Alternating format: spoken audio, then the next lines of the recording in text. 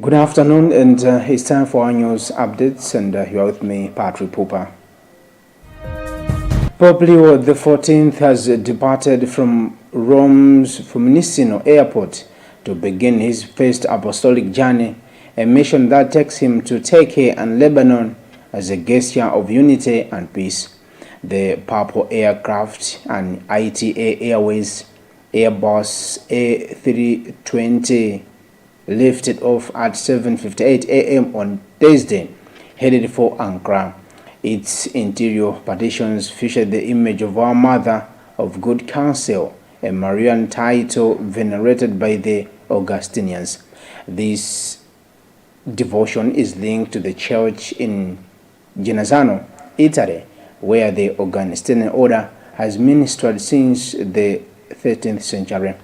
Just 2 days after his election as the successor of Peter, Pope Leo XIV visited the shrine in Genazzano, praying before the historic image of Our Mother of Good Counsel, which originated from Albania. The inclusion of the Marian icon on the papal plane underscores the Pope's personal devotion as he sets out on this significant journey.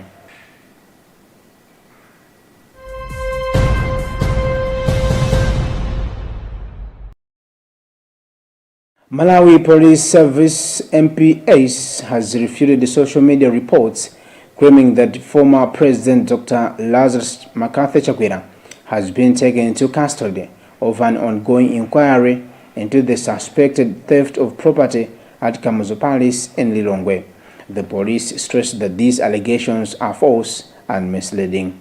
Authorities have so far apprehended only one individual, Godfrey Jalali, who previously served as the Director of Security for State Residence during Chakwera's administration.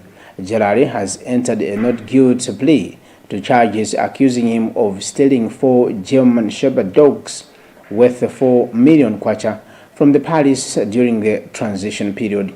In a statement issued on Monday night, Malawi Police Service indicated that investigations have gained momentum and that officers have secured a search warrant to follow up on information suggesting the missing dogs may be at the former President's Area 10. The statement signed by the National Police spokesperson Alfred Chintere emphasized that no arrest warrant has been issued for the former head of state.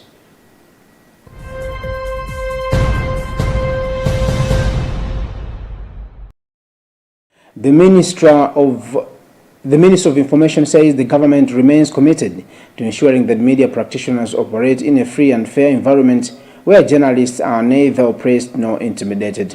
Minister of Information Shadrack Namalomba observed that journalism is a respected profession globally, yet in Malawi many journalists continue to face oppression and are often undervalued. He said the government intends to reverse this trend and ensure that journalists are treated with the same respect according to other professionals. Namalomba emphasized that Malawi is in the 21st century and journalists must be allowed to work freely without intimidation in the country.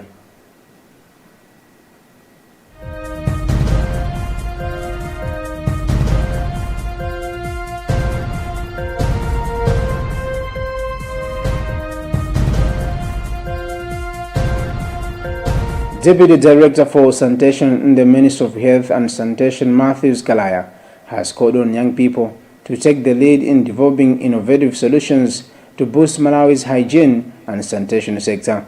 Speaking in Lilongwe during the World Toilet Day youth-led commemoration, Kalaya warned that Malawi is lagging behind with the severely managed sanitation and access to hand-washing facilities, both at 46%, far below national targets. He stressed that with only 4 years left to meet the country's sanitation goals, Malawi needs the creativity and energy of young people to drive change, especially as communities continue to struggle with weak toilet structures, outdated designs, and poor hygiene promotion systems.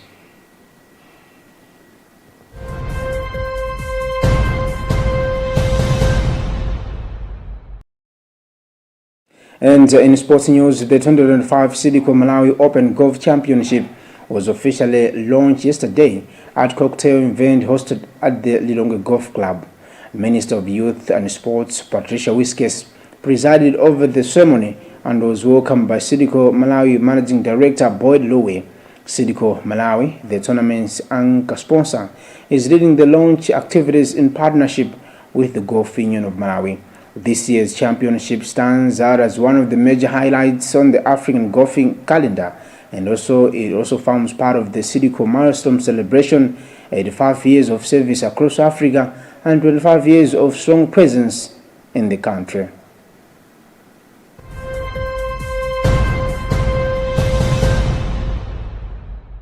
And in international news, a group of 24 Nigerian girls who were abducted from their boarding schools over a week ago have been released, the country's president says. Assailants stormed the schools in Nigeria's Kebbi State on 17 November, killing 2 members of staff and abducting 25 students. One was able to escape soon after. Nigerian President Bola Tinubu praised security forces for their swift response to the kidnapping, although the circumstances of the girls released remain unclear. Africa's most populous nation suffered a state of abduction last week, with more than 250 children abducted from a Catholic school last Friday still missing, according to the school's authorities.